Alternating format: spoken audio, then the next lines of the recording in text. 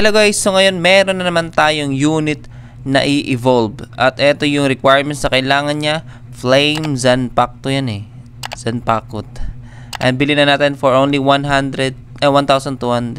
Ito yung requirements guys. Isang Captain Commander, Flame Zanpakuto, Mythic Shard na 15, tapos 100 na Fire Essence. What are we waiting for? Iibo na yan. Wow! Ayan siya guys, Captain Commander, tapos may Kai na siya sa last.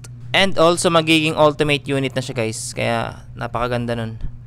And nag-roll ako ng 5 Technic Shards.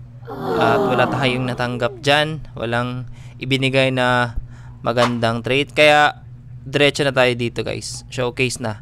Ito yung basic niya. Yung pinakaunang attack. Ayan. At napakaganda ng ano guys, design.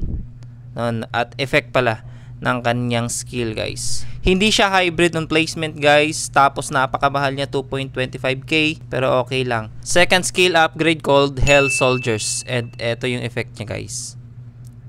And hindi ko maintindihan yung effect niya, pero okay lang. May passive pala siya guys. Kung ano yung napatay niya is yun din yung isusumon niya. Ay papakita ko mamaya guys. Let's proceed to his third skill upgrade called North of Infernos.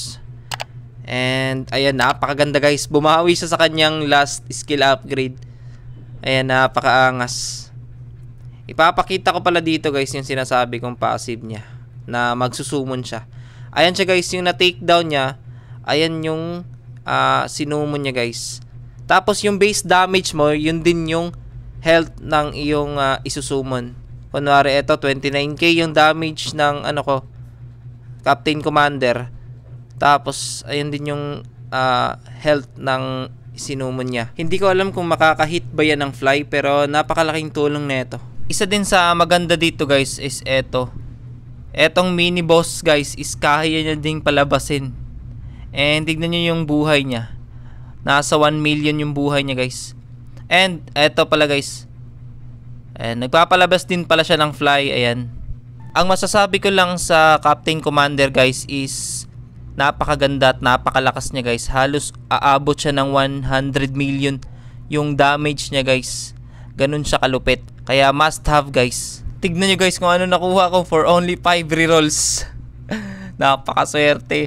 Ayan guys, naka-avatar yung Captain Commander natin. Kaya kung gusto mong swertehin, mag-subscribe ka na guys. Maraming salamat.